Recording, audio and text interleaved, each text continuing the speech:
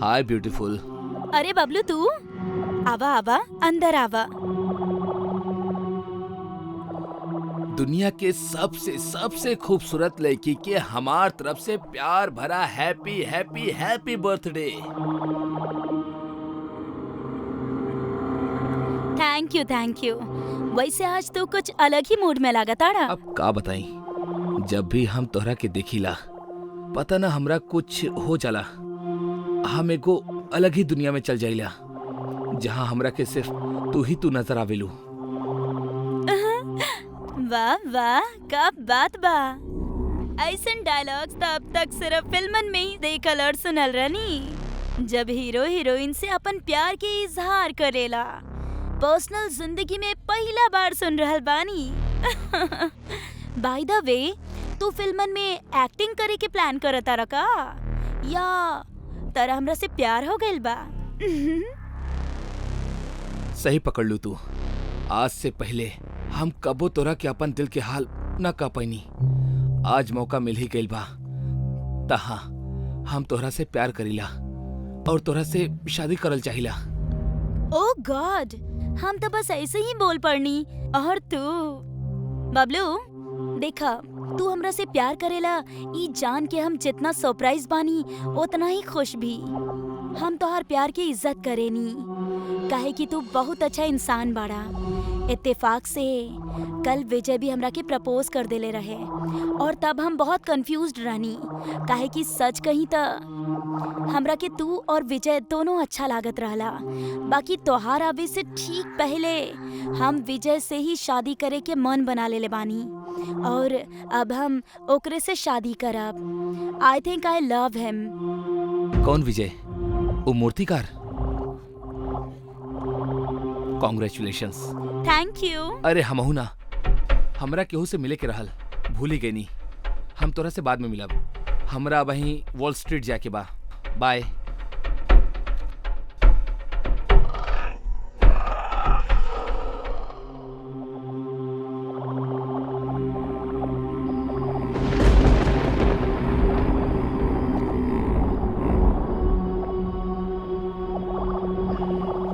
चला भाई, मूर्ति भी बन के तैयार हो गई।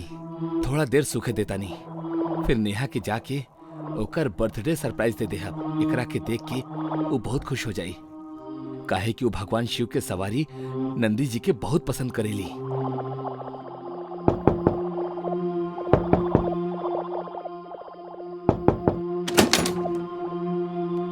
अरे बबलू, तू लागता मौसम खराब होखे वाला बा।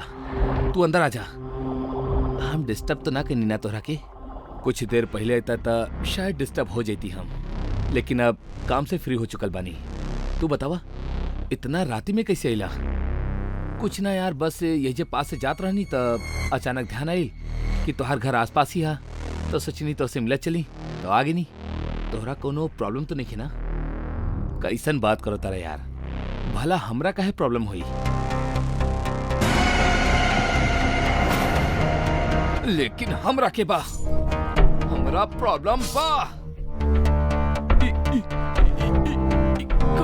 का कैला तू? काहे कि हमहू नेहा से प्यार करीला और तुझसे ज्यादा करीला। देखला, तोहरा मारे में जरा भी ना घबरेनी हम। तोहरा चैला के बाद नेहा हमार हुई, सिर्फ हमार हुई।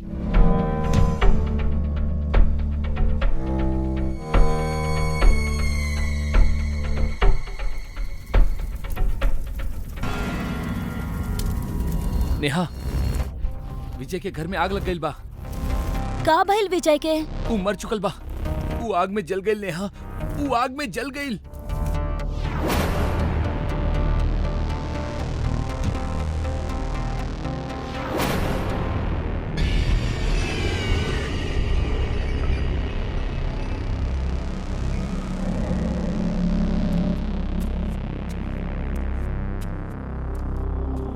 कैसन घर है, एक भी पैसा न मिला ले जा।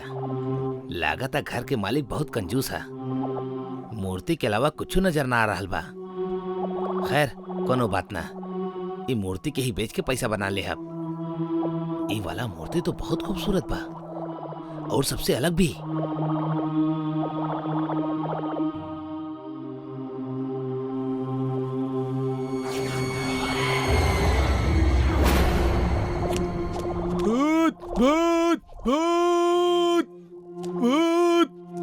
भागे के तोहार सारा कोशिश बेकार हा। तू कहीं ना भाग सकेला। हमरा के छोड़ दा। जी गलती हो गई हमरा से। आज के बाद हम कहीं कभी भी चोरी ना करब, कबो ना।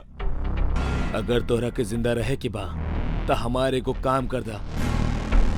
एको का हम तो आपके 100 काम कर दे। अब बस हमरा के छोड़ दा। तो फिर ये मूर्ति ले जाके बिजनेसमैन बबलू के दे दा। अगर ना देबा तब मारा जाइबा। आप चिंता मत करी, हम वहीं जाके देखे होता नहीं।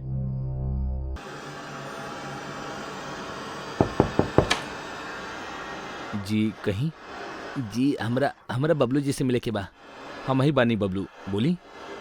बहुत अच्छा सर हमार कंपनी के तरफ से फोन नंबर के जरिए लकी ड्रॉ करवाल गल रहे सर, जेमे आपके नाम आइल बा। यही से आपके बिल्कुल फ्री गिफ्ट दिहल जा रहल बा। ई रहल। Oh thank you.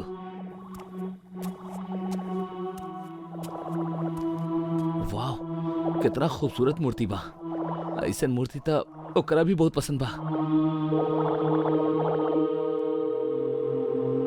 Hello Neha, तू अब ही यह वक्त हमार घर आ सकेलू का? हमरा तो के कुछ दिखावे के बा। नेहा देखा, हम तोरा खातिर का मंगोले बानी। तोहार सबसे पसंदीदा मूर्ति नंदी जी। तोरा के पता बा एकरा हम खास तोरा खातिर ही बनोले बानी। Wow so nice, so beautiful. हमरा पता रहल नेहा कि नंदी जी की मूर्ति देख के तोहार चेहरा पे स्माइल जरूर आई। यह स्माइल देखे के खातिर हम न जाने कब से तरसत रहनी। नेहा जाए वाला तो चल गई, अब ओकर बारे में सोच सोच के इस जिंदगी की ऐसा खराब करब सही है का? बबलू हम तो हर बात अच्छा से समझे नी, बाकी हम का करी। हम विजय से प्यार करेनी और जब तक हम जिंदा बानी ओकरा सिवा केहू और के बारे में सोच भी ना सकेनी। जिंदगी बहुत बड़ा नेहा, एक ऐसे बर्बाद मत करा। आखिर तू कब तक ऐसे गम के साए में अकेले तड़पत रहबू? हाँ हमसे तुम्हारी हालत देखल न जाला। अगर तोरा के सही लगे तो हम तोहार दुख अपना साथे शेयर करल चाहता नहीं। बबलू हम जाने नी कि तू हमार सबसे अच्छा दोस्त बाड़ा और हमरा के इहो बताबा कि तू हमरा के बहुते खुश रखबा। बाकी सॉरी बबलू, हम विजय के जगह केहू और के ना दे सकेनी। और प्लीज आज के बाद हमनी टॉपिक पे कौनो बात ना करब। तो बैठा, हम तोरा खातिर कोल्ड ड्रिंक लेके आवता नहीं।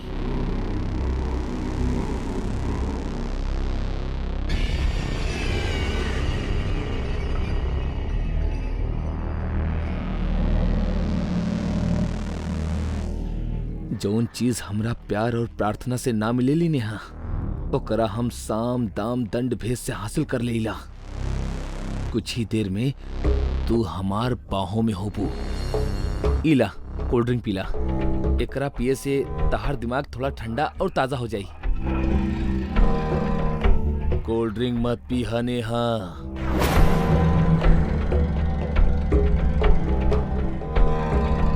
क्या सामने आवा। नेहा ई बबलू तोहरा गिलास में बेहोशी के दवाई मिलौले बा।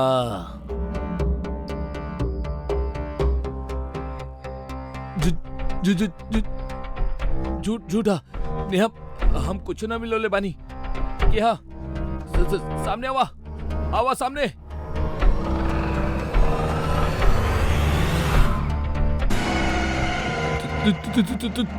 तू का बात है? तोहार याददाश्त शक्ति तब बहुत तेज है। हमरा के तो लागल रहे तू हमरा के भूली गईल होबा। विजय तू कहाँ चल गए रहला? विजय अपन नेहा के छोड़ के कहाँ चल गए रहला? हाँ ऐसे दूर जाए के खातिर हमरा के माफ कर दा नेहा। तोहार जन्मदिन में तोहफा के खातिर हम तोहार खातिर नंदी जी के यही मूर्ति बनोले रहनी, लेकिन तोहरा से मिले से पहले ही एक कपटी धूर्त धोखेबाज दोस्त कहे वाला नीच इंसान हमरा मार के हमार घर में ही आग लगा देलस। नेहा ई इंसान ना भूत हा, एकर बात में मत आइहा। ई झूठ बोल रहल बा। ना हमार विजय झूठा नहीं खे, झूठा तू बड़ा, तू के बाज बड़ा, तू हत्यारा बड़ा।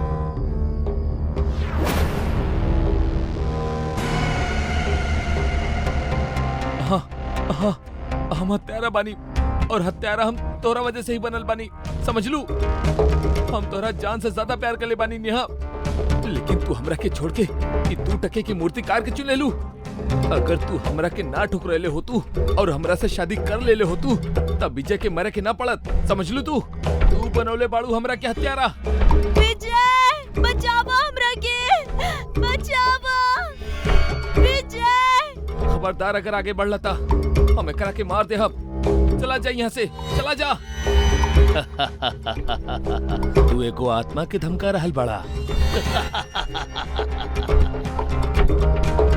हंस कर रहल बड़ा, चला जा यहाँ से, ना तो हम सच में एकरा के मार दे। ओ दिन तक तू हमरा के धोखा से मार देले रहला कमीना, लेकिन आज तू केहू के ना मार पाइबा।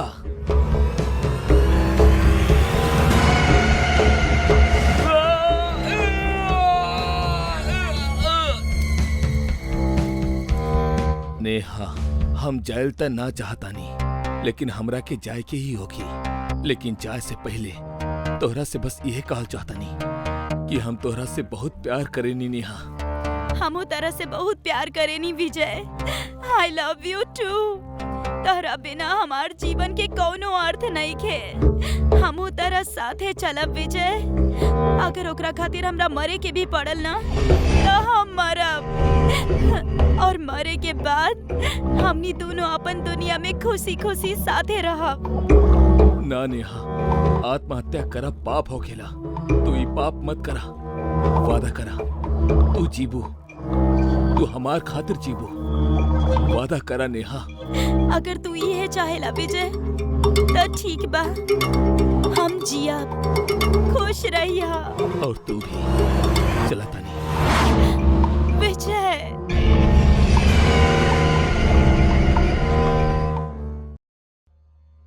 सॉफ्टवेयर कंपनी में काम करे वाला अनिरुद्ध के बहुत दिनों बाद कुछ दिनों की छुट्टी मिलल रहे। वो बहुत खुशी खुशी अपना घर जात रहे। तभी ओकर पापा ओकरा फोन कैले। हाँ पापा, हाँ चिंता मत करी, हम जल्दी पहुंच जाए। जल्दी आइया, पर गलती से भी जंगल के शॉर्टकट रास्ता मत लिया, वो रास्ता ठीक नहीं खे। जी पापा, अब रखा तानी, चलत गाड़ी में बात करब ठीक नहीं खे। ओके, लव यू पापा। अनिरुद्ध फोन रख देलस। ओकर चेहरा पे घर जाए के खुशी साफ झलकत रहल। कुछ ही देर में अनिरुद्ध उस जंगल के क्रॉस कैलस, जेकर खातिर ओकर पापा कहले रहले कि शॉर्टकट मत लिहा। का करी, पापा की बात मानी या ना, लेकिन अगर हम शॉर्टकट ले भी लेनी तो पापा के बताई के हमार सिवा तो क्यों और बना हमरा साथे। त अनिरुद्ध डियर, समय से घर पहुंचे के बाद त शॉर्टकट तो लेवे के ही पड़ी। आखिर काफी सोच विचार कैला के बाद जवान खून अनिरुद्ध अपन पिता के बात अनसुना कौ के जंगल के शॉर्टकट से ही जाके फैसला कौ लेलस। अभी वक्त ही जानत रहल या फिर वो जंगल कि ओकर अंदर आवे वाला मेहमान के साथे का होके वाला रहल।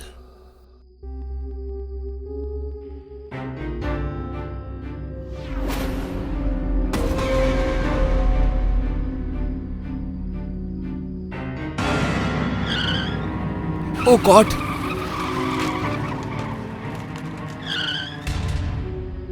लागता एक्सीडेंट की वजह से टेम्परेरी मेमोरी लॉस हो गई बा। कुछ समझ में ना आवत रहे कि हम कौन सी ओर से आयल रहनी, हिन्ने से या हुन्ने से।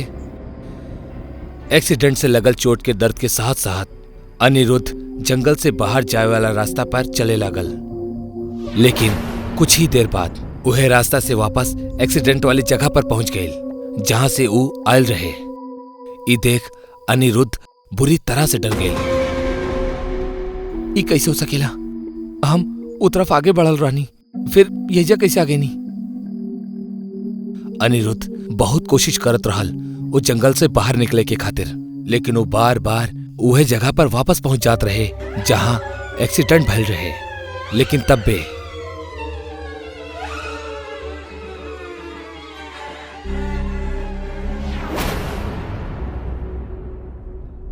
भाई साहब, प्लीज प्लीज हमारे हेल्प करी। हमारे एजा एक्सीडेंट भइल रहे, बहुत कोशिश करो तनी जंगल से बाहर निकले के खातिर, लेकिन हर बार लौट के यही आ जाता नहीं। आपके बाहर जाए के रास्ता पता बा तब प्लीज हमके साथ ही ले जाएं।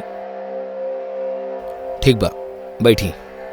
जंगल के उ भूल भुलैया रास्ते पे केहू के मिल जाई अनिरुद्ध के खातिर वरदान से कम ना रहे। हमार नाम जितेशा, हमार अनिरुद्ध। आप इस जंगल के रास्ता पे काहे अइले?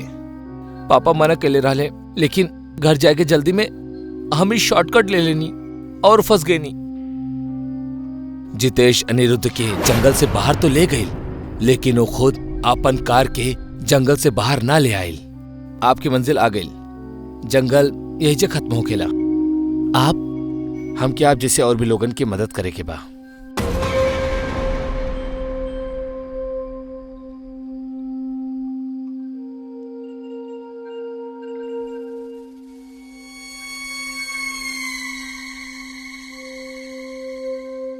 बबलू भाई, आपके भाई जंगल में का मर गए? आप तो यही अपन ठिकाना बना ले। एहिजा रहे नहीं तो लागेला कि वो हमारा आसपास ही बा।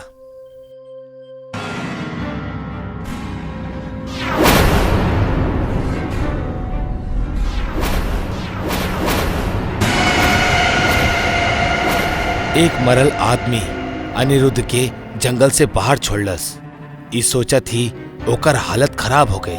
जंगल के शॉर्टकट में ओकर साथ एक के बाद एक भयानक एक्सपीरियंस होखत रहे। वो पूरी तरह डर गल रहे और एक बार फिर वजह से दूर जाए के खातिर वो एगो दौड़ लगौलस। वो दौड़त ही जात रहे, लेकिन कुछ ही देर में वो थक के हाफत एक जगह रुक गई। तबे ओकर नजर सामने गई। ओकर नजर के सामने ओकर कार रहल। वो फिर वहीं पहुंच गए जहां ओकर एक्सीडेंट भइल रहे। ई का हो रहल बा हमार साथे? हम पागल हो जाए। हम बार बार यही से कहे आ जाता नहीं। कहे कि तू भी हमार तरह मर चुकल बाड़ा और एक खबर तोहरा नहीं खे। वो देखा,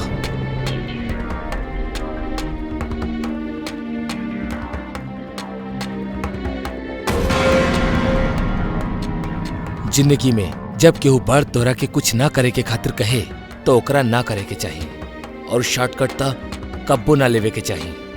उस शॉर्टकट में अनिरुद्ध मर चुकल रहे।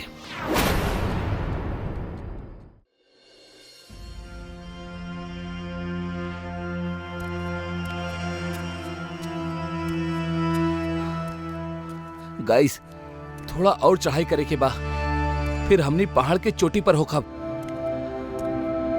ए बोल तो ऐसा रहल बा जैसे हमनी एवरेस्ट के चोटी पे लेके जा रहल बा। सही कहला। स्टॉप गाइस, वो हमनी के गाइड बाड़े, सुन ली है तो उनका के बुरा लगी। तो हमनी के कौन सा अच्छा लग रहल बा? तू दोनों के कुछ ना हो सकेला। गाइस, फाइनली हमनी चोटी पर पहुंच चुकल बानी और कुदरत के खूबसूरती आपके सामने बा।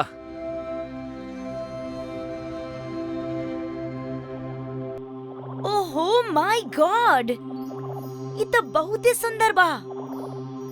ऐसन लागता जैसे हम स्वर्ग में पहुंच गए बानी। काहे के स्वर्ग? ऐसा नजारा तो हम बचपन से देखत आ रहल बानी। और हम भी। अरे राजू गाइड सर, हमनी के कोनो इंटरेस्टिंग जगह दिखाई। हमने जब से एहिजा आयल बानी बस पेड़ पौधा, जंगल, पहाड़, चट्टान, नदी, नाला यह सब देख रहल बानी। कुछ ऐसा दिखाई जैसे खून में उबाल आ जाओ।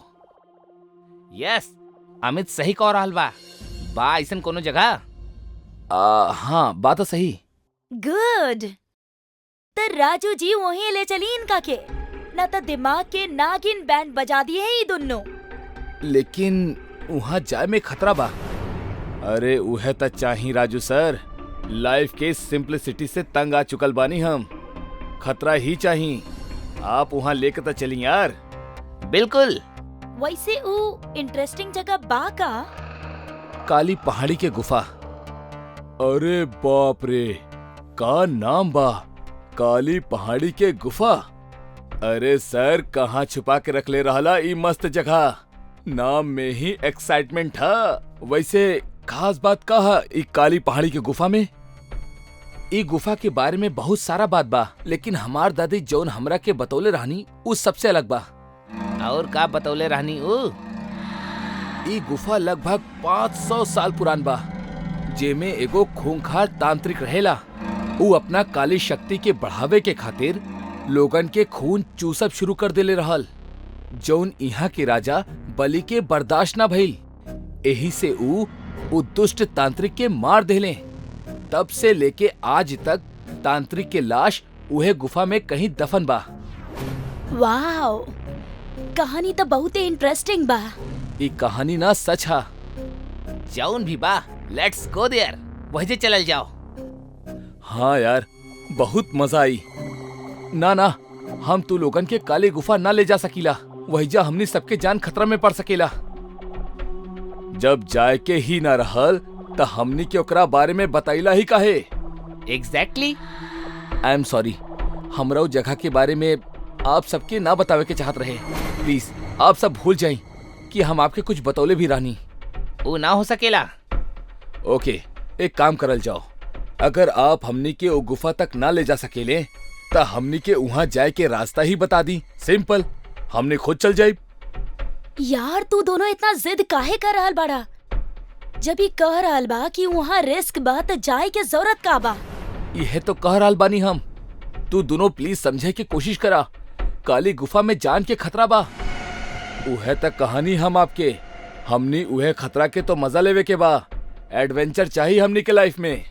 आप बस रास्ता बता दी, हमनी अपने आप ही चल जाए। हमनी के अपना जान खतरा में डाले के बा। प्लीज समझे के कोशिश करी। ठीक बा, अगर आप लोग इहे चाहता नहीं तो ऐसा नहीं सही, लेकिन हमारे को शर्त बा। कैसन शर्त?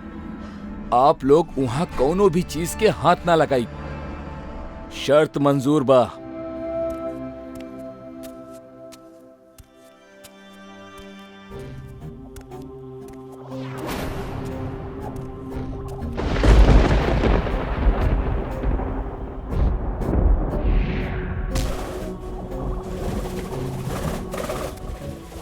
झुक जा।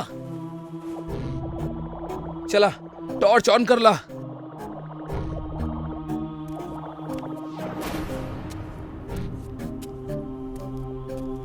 वाओ, का गुफा बा यार, सो ब्यूटीफुल।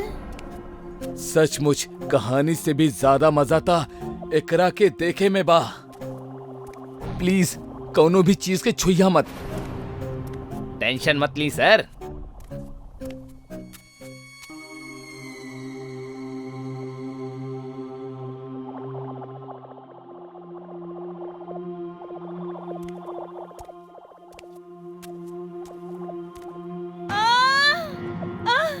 बचावा, बचावा। शैली, का भइल? तू ठीक बाड़ू? हमार हाथ बचावा। शैली, का भइल तोरा हाथ के? तू हाथ के अंदर कह डले बाड़ू? कि वो हमार हाथ पकड़ लेलस। बचावा हमरा के, बचावा। बहुते दर्द हो रहल बा। Please save me. प्लीज। शैली, तू हिम्मत रखिया। हमार हाथ, हमार हाथ, हमार हाथ। शैली, तोरा हाथ के का भइल? लागता कौनो कीड़ा कटले बा। ई कीड़ा के काटे के निशान नहीं खे, मौत के निशान हा। ई का बकवास कर रहल बानी आप सर? बकवास ना कर रहल बानी, हम सच बोल रहल बानी। हम कहले रहनी तू लोगन के कि यहीजा कोनो भी चीज के हाथ मत लगैया, फिर काहे लगैला? खैर, जौन होके के रहल हो गइल। अब अगर जान बचावे के बा त निकला यहाँ से, ना त हमनी में से केहू भी ना बची।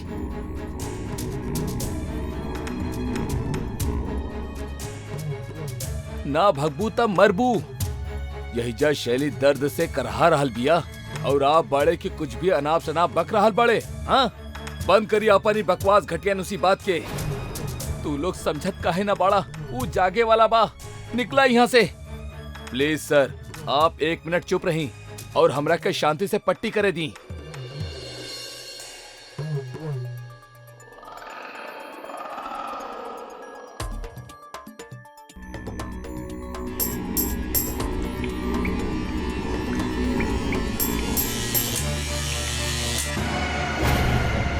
कह रहल बानी वो जागे वाला बा।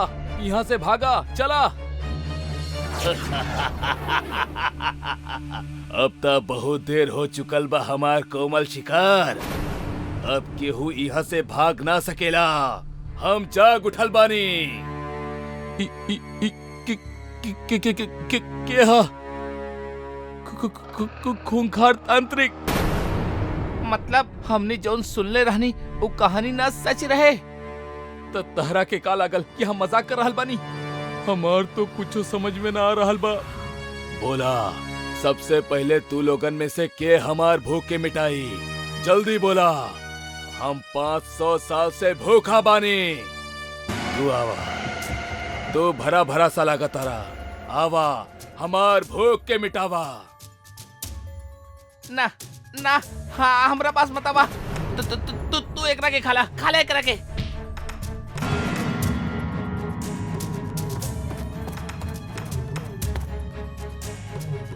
हम तोहरा खून से ही जीवित भइल बानी। यही से तहार खून आखिरी में पियब। तब तक जीला अपन जिंदगी।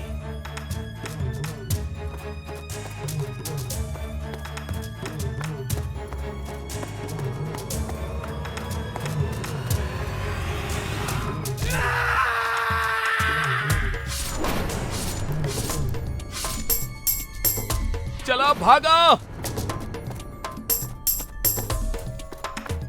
कहाँ तक धप्पा?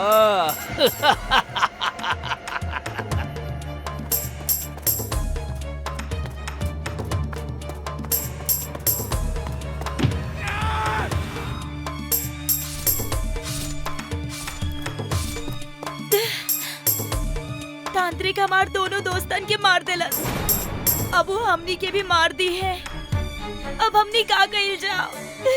कौनो तो उपाय हुई तांत्रिक से बचे के। हमार दादी बतौले रहली कि यहाँ ओम नाम के एगो लकड़ी के त्रिशूल हा।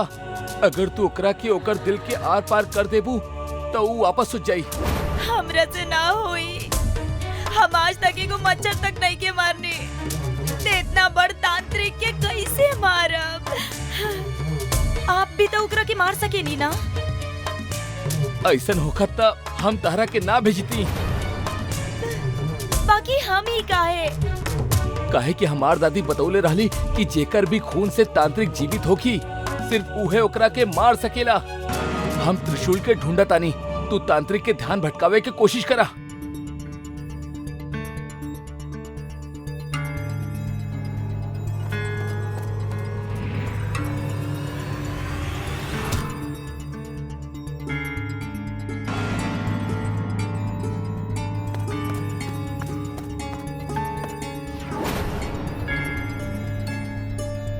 शैली हिन्ने।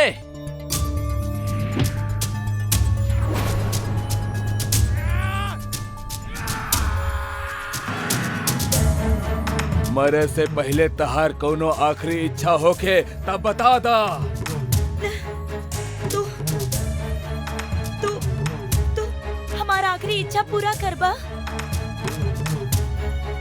तू ही तो जीवित कैले बाड़ू हमरा के। तहार इच्छा पूरा करब धर्म हा हमार। बोल का चाही तोहरा के? तू कुछ देर खातिर मूर्ति बन जा। प्रयत्न अच्छा बा पर बच ना पाइबू। लेकिन इच्छा पूरी करे के ही होखी। शतनाम फट फट।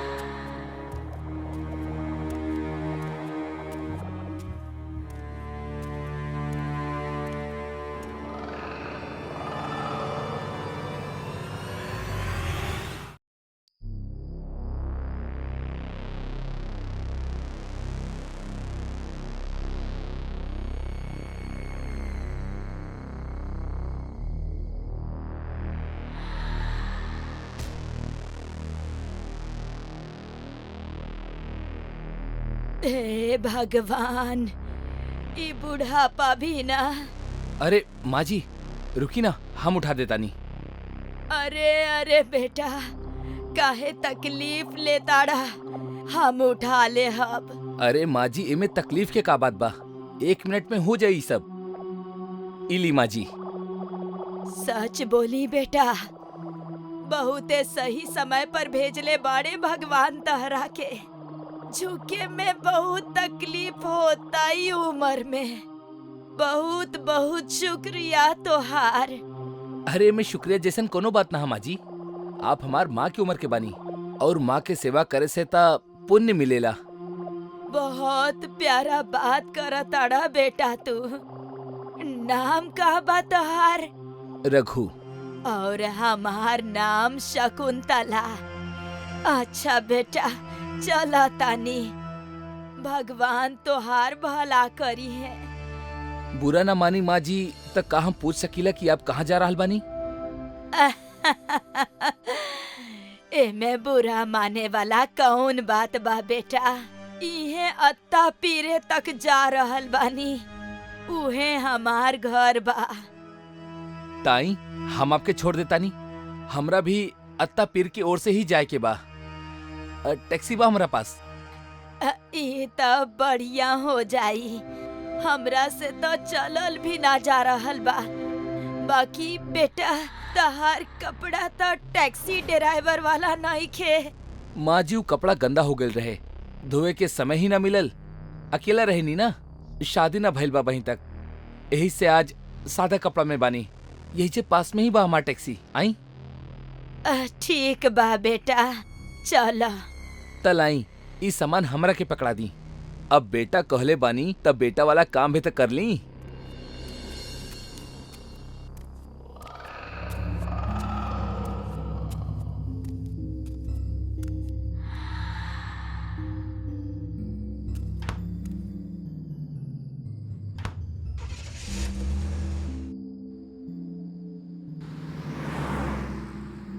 अत्ता पीर में कहाँ छोड़ दी माँ जी?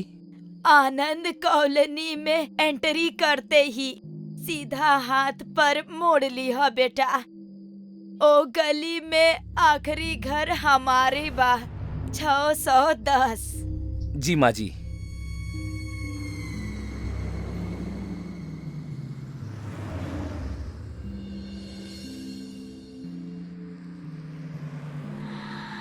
बस बेटा यहीं रोक दा, इस सामने वाला घर हमार ही बा। अरे वाह माँ जी, आपके घर तो एकदम महल के जैसन बा। बस बेटा, ई महल में बस दीवार ही रह गइल बा। मतलब? अब तहरा से का छुपाई, हमें घर में अकेला ही रहे नी।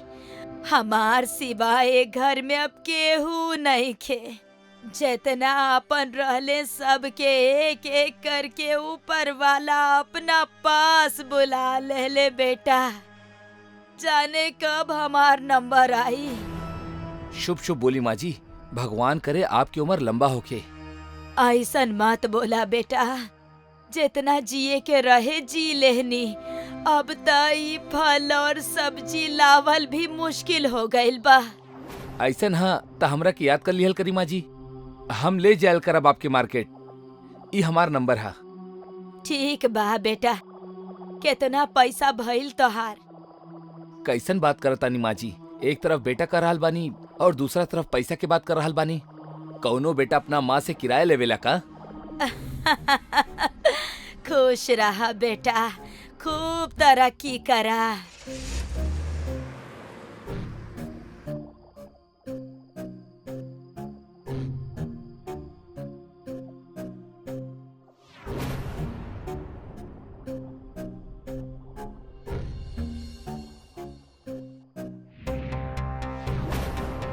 हेलो हेलो सुहानी, हेलो। हाँ माँ, तू इतना घबराइल काहे बाड़ू? बेटा घर में चोर घुस आइल बाड़े, हमरा के डर लगता। दरवाजा खोला। सुहानी, कुछ करो बेटा, कुछ करो। हम हम कुछ करता नहीं माँ। वो अंदर आ गए ले बेटा। माँ माँ तू दूर रहा उनकरा से। हमरा से होशियारी अब ही बताओ तनी।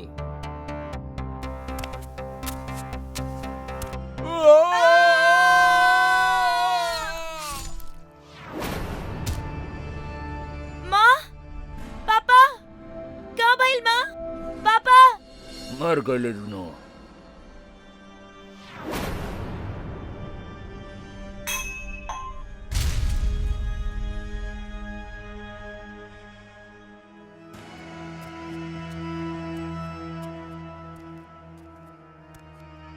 संभल के रहना, आवाज ना, बुढ़िया घरे में बिया। सॉरी बॉस, गलती हो गई। बॉस घर तो बहुत ही शानदार बा, यही से तो लेके आयल बानी तोरा के यहाँ।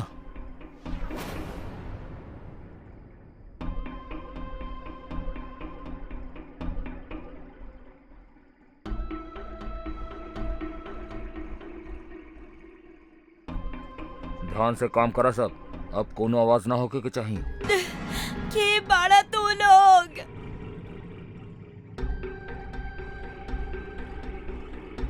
मर गई नहीं।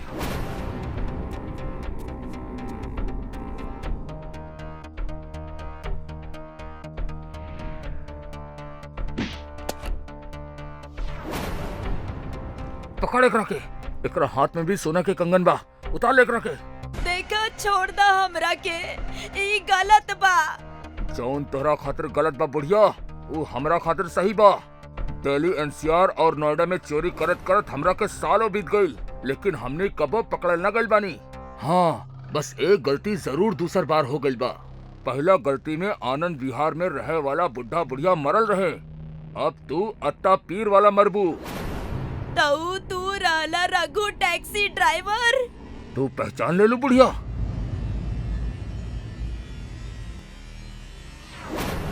आज ही तो सुन ले रहनी तहार आवाज बेटा, कब से तुहार इंतजार करत रहनी। रोज सड़क पे हाथ में सोना के कंगन डाल के चारा डालत रहनी तहरा के। आज मिलले बाड़ा, अब ना छोड़ब। तू हमार माँ पापा के मार डालना ना, अब हम तोनी सबके मारब।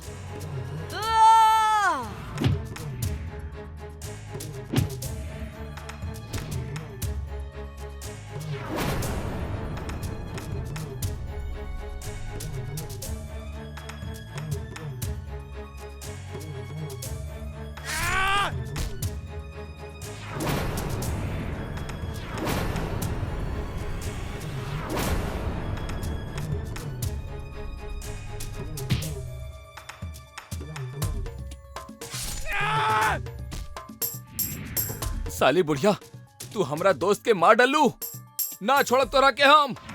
तो के कहले बा छोड़ हमरा के। हम तो कहतानी आज तू हमरा के पकड़ ही ले।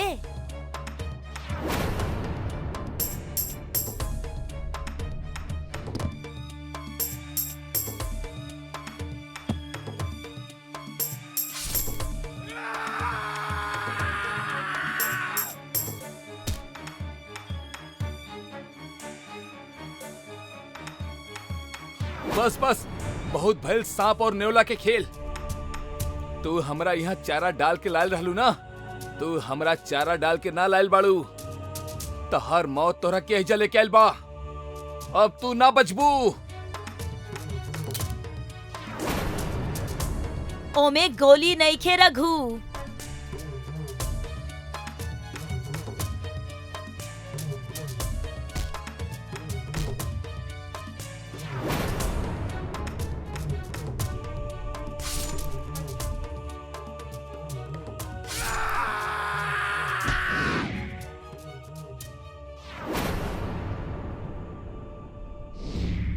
हाँ इंस्पेक्टर, हम सीआईडी ऑफिसर सुहानी शकुंतला जायसवाल बोल रहल बानी, अत्तापिर आनंद कॉलोनी 610 से।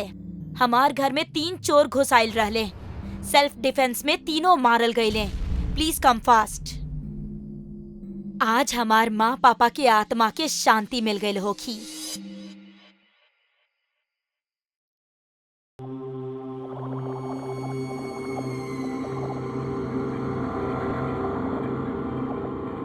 भाई जी, ई रहल कल के शादी से आयल सामान के पूरा लिस्ट। तू सब ठीक से चेक कर ले बाड़ा ना? कुछ छूटल तो ना? भाई जी, आप छूटे की बात करता नहीं।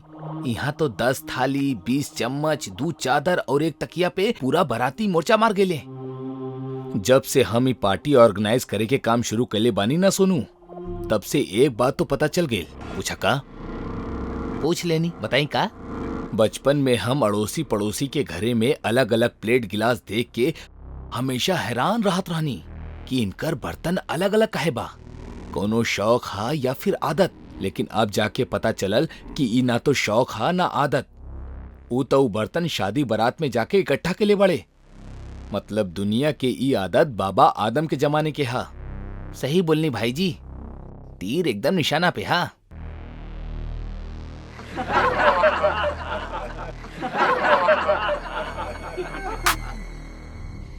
Excuse me. जी कहीं? हमार नाम वीर हा। हम आईटी कंपनी सुपरजेट के मैनेजर बानी। हमरा अपना कंपनी के खातिर आपके हॉल में पार्टी ऑर्गेनाइज करवावे के बा। जरूर करवाई। बस इतना बता दें कि लोग कितना हुई हैं और पार्टी कौन दिन करवावे के बा। पार्टी कले करवावे के बा और लोग करीब 100 के आसपास तो होबे करी हैं। खाना और डेकोरेशन ऐसन होके के चाहिए कि हमार बॉस खुश हो जाओ बस। अरे आप टेंशन मत ली, हमार खाना और डेकोरेशन दोनों लाजवाब बा। आपके 100 के 100 लोग खुश होके ही जाई हैं। बस आप एडवांस दे दी। डेकोरेशन और खाना मिला के 15 लाख रुपया होगी। आपके 20% एडवांस लागी। ठीक बा, आप ही 5 लाख रखी। चला, सब कुछ समय से पहले ही रेडी हो गई।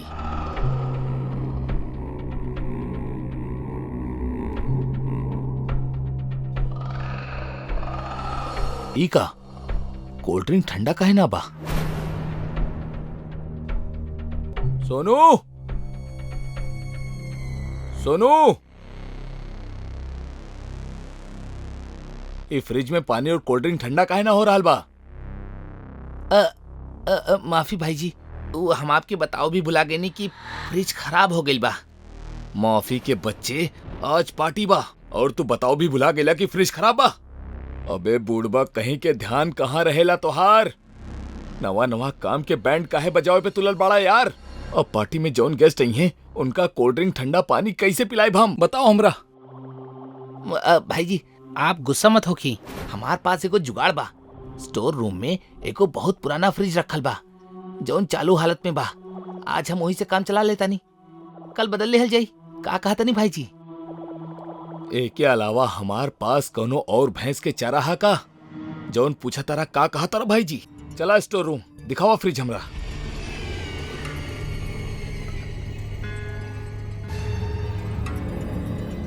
इहा भाई जी, शहनशाह जुगाड़ू फ्रिज। पक्का चालू बा ना? झूठ बोलब तो कौवा काटे भाई जी। ठीक है, तू जा किचन देखा, हम एकरा सेट करता नहीं। जी भाई जी। भगवान के लाख लाख शुक्र हा जौन समय पे जुगाड़ हो गई, ना तो नया फ्रिज खरीदे के पड़त।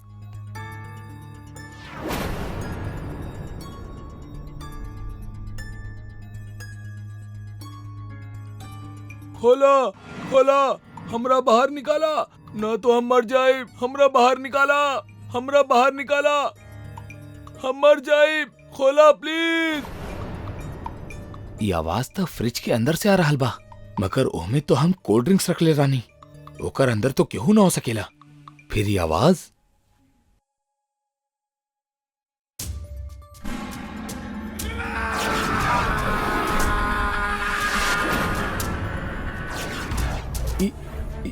ये हम कहाँ आगे नहीं?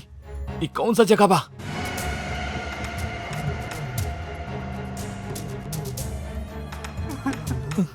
भाई साहब सुनी, भाई साहब आप रोत काहे बड़े? के बड़े आप?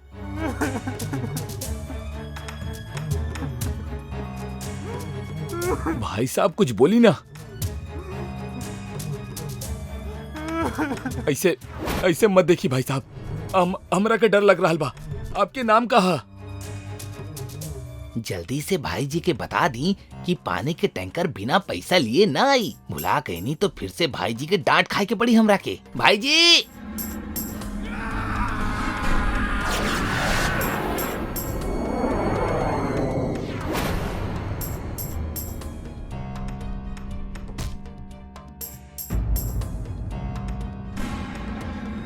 भाई जी भाई जी काबिल भाई जी भाई जी का भेल रहे हमरा के? पता ना भाई जी, आप बस यहाँ बेहोश पड़ल रहले। ऐसे ऐसे मत देखा भाई साहब, हमरा के बहुत डर लग रहा बा। आपके नाम कहा? विक्की, विक्की नाम बा हमार।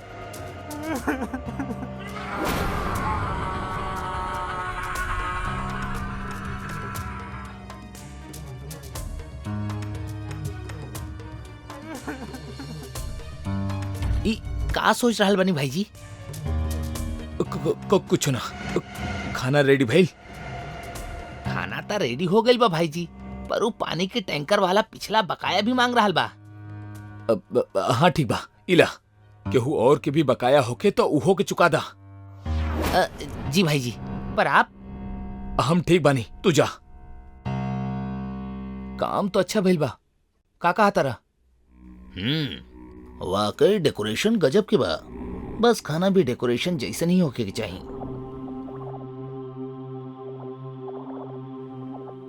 चिंता मत करी सर, यहाँ सब कुछ गजब के ही होखेला। एक गजब के आइटम और बा हमरा पास, आई दिखाओ तानी, तबीयत खुश हो जाई। चला देखा तानी।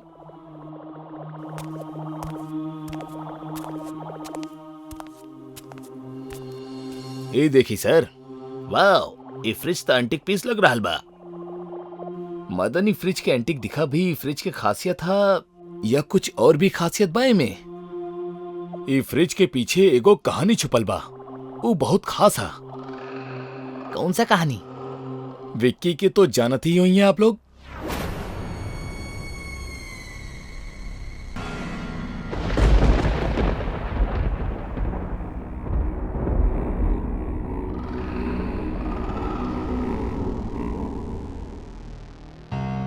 तू लोगन के खातिर एक बहुत बड़ खुशखबरी बा। हम बहुत जल्द कंपनी के मैनेजर बने वाला बानी, और मैनेजर बनत ही तुम्हारी भाई TMW कार से ऑफ जॉब शुरू कर दी।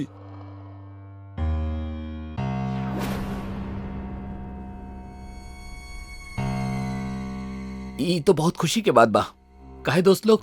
हाँ, चीयर्स। विक्की, तू मैनेजर बनत ही हमनी पे रौब तो ना झाड़े लग बा ना? रब तो ना, पर हाँ, तू लोग टाइम पे प्रोजेक्ट पूरा ना करबा तो थोड़ा डांटब तो जरूर। हमनी के डट बा तू, अपन तरक्की से हमनी के जलाइबा तू। इला साला, नौकरी तोरा के दिलैनी हम ही कंपनी में, और तू हमरा से आगे निकल बा। इला साले, जब तू इस दुनिया में रह बा तबे तो मैनेजर बन के डटबा ना हमरा के। ई हमार तरफ से तोहार प्रमोशन के तोहफा। मौत।